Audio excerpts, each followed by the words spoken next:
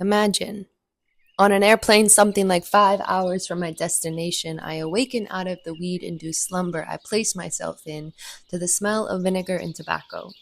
Sort of stinky, but a little sweet. Through the crack in the middle seat to ahead of me, I see you, tossing a baby up and down in your arms, the baby laughing and drooling with joy, enthralled by you. I blink my eyes hard and slow, moving bits of sleep to the sides. I can see you have thick brown hair wrapped in a claw clip that's fighting to hold all of it in. I see your olive hands with rings on all fingers but your thumbs. And why not your thumbs? Your face is perfectly blurry, radiant, and I don't know why, but I want you to see me. The baby flies above the seats again, and I stick out my tongue, smiling, hello, as I do when babies look my way. And then I am overcome with sleep, and I can't keep my eyes from falling heavy on their next blink. I am called back to life by that smell again. Looking through the seats, I find you two playing peekaboo. Who are you? I ask my heart. And somehow hearing me, you turn it around to wave the baby's hand at me as if to say, look, baby, look who it is. I wave back, unsure of who I am to you, my heart exploding with a love that I have not known. Who am I to you, baby? But before I can think, my eyelids fail me again, disappearing me into another world against my will. The smell of fresh coffee calls my consciousness back to this flying plane. My eyes dart through the seats to find you, but you're gone. A single man sits where you were. No baby, no smell of tobacco, no sign of you. Thinking of my grandma, Elaine, it was a dream to see you. When I write a poem, I'm not trying to be profound. I'm trying to articulate a feeling, a way in which the world has grabbed me and held me in form, or stripped me down while commanding me to stand up straight. I am trying to both free myself and root myself down. I am trying to exist within my contradictions. I am trying to find my 0 point energy. Sometimes a poem flows out of me like lava, like tears or water from a faucet. And sometimes I am begging something to come out, scratching at old wounds and asking them to piece together a story that my heart is not ready to tell yet. When I write a poem, I am trying to have a conversation with myself, the only person who it seems can really understand what I am trying to say. And in this way, I end up talking to the collective consciousness. I end up talking with Elaine, my paternal grandmother, a woman who left the earth when I was 2, a woman I really don't know, but who I feel lives on in me. Maybe this is egoic to say, and I pray I am not getting her wrong. But I like to imagine how our worlds collided. I like to imagine her struggles and mine, and how we may have understood each other. When I write a poem, I'm not just trying to notice the nuance of my life, I am trying to make sense of my place within it. I am trying to write myself into existence.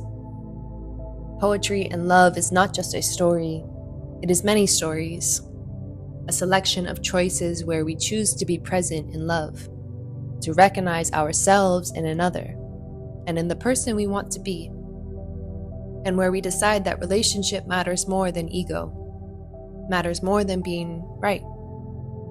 Love is what brought me into this world, and it is surely what will take me out.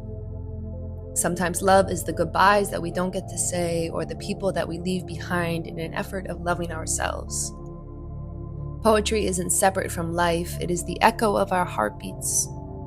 It's the recognition in another person that we just met, but we swear we have known forever. A poem is not just words in the same way that we are not just humans or lovers. We are rebellions against forgetting. And what does love ask of us really? Except to show up, especially imperfectly. Love asks us to be ourselves in order to belong. It asks us to be vulnerable so that hopefully somebody may see themselves in us and witness us in our imperfections so that they can see themselves too. The art I want to talk about isn't about profit or prestige. The art I want to talk about is the art of living. It's the story that your grandfather has told 100 times at dinner. The one you could tell yourself since you've heard it so many times and still you fake surprise as if it were the first time you heard it. Because you know that someday, one day, they will leave this earth too. And you will wish that you could hear that story one more time. It's in your child's noodle art that spells out, "I love you, Mom," taped onto the fridge until they turn 18, slowly decaying, but a prayer for every Sunday spent together throughout their becoming. It's the love notes that you find in an old journal at a thrift store, abandoned by the writer and the family after they have passed away. And yet the words hit something inside of you and make you wonder if you will ever be loved this deeply. Love so much that your partner fills books with words about your spirit. Art isn't always pretty. Sometimes it is devastating, but it always tells the truth. It holds the shape of someone's life, even when that life has been overlooked or forgotten. And sometimes the world doesn't see the value until the artist is gone. And that alone should tell us something. People tend to collect art that others have already praised. But what the poets are begging for all of us to do is to imagine a different world. If love and art have taught me anything, it is this. The point is not to be remembered forever, although our egos may wish for this. The point is to capture a feeling, to remind anyone, but especially ourselves, that we are alive, that we are breathing, and that this world hasn't swallowed us, and that we won't let it, and that this moment right here matters. It matters immensely. The poets are always there fighting for us, for the world, even when we are too caught up in our own mess to notice. The poets, the lovers, the artists bear witness to the breath of emotion. They are perhaps even crumbling under its weight at times, and often they are not heroes, but yet they are certainly lighthouses. And so we must feed the poets. We must feed ourselves, for we are the poets. Because what is a poet if not just a person who felt the need to bare their soul? We must spend time daily with our feelings, no matter how hard it is to do so. We must spend time dreaming of love and articulating our pain. And we cannot forget that we are the poets waiting to take form. In revolution and in times of crisis, we turn to our poets, asking for them to speak the words that we cannot find in the clouds of our pain. Poets are the reason that I wanted to exist and write in the first place. I remember crying in my room listening to Ebony Stewart and Mary Oliver and Rumi, in awe of the power that they held, how they could walk me through emotions and feelings that felt too massive for my size at the time. They raised me up and lengthened my heart. They showed me how to write words that could cut me open and bandage me up all in one sentence. They taught me how to care, how to listen, and how to persevere. They taught me how to love. This world wants to polarize us. It wants us to feel as though we are either or, soulmates or strangers, enemies or lovers, humans or demons. But what is harder to talk about is the third point, the connection between these polarities. We are nobody and somebody, waxing and waning, fleeting and infinite, everything and nothing.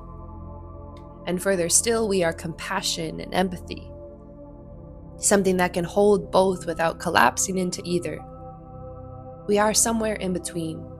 Between me and you is the shared present moment, the direct experience before labels or stories. This is sometimes called the void.